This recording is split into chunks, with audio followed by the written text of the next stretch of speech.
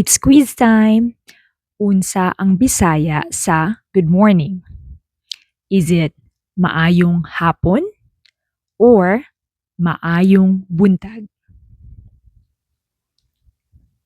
The correct answer is maayong buntag because maayong hapon means good afternoon.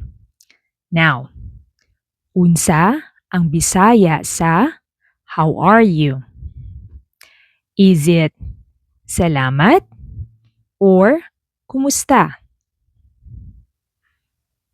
The correct answer is kumusta.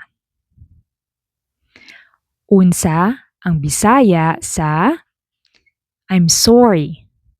Is it palihog or pasaylo ako? The correct answer is pasaylo ako. Unsa ang Bisaya sa thank you? Is it walay sapayan or salamat? The correct answer is salamat.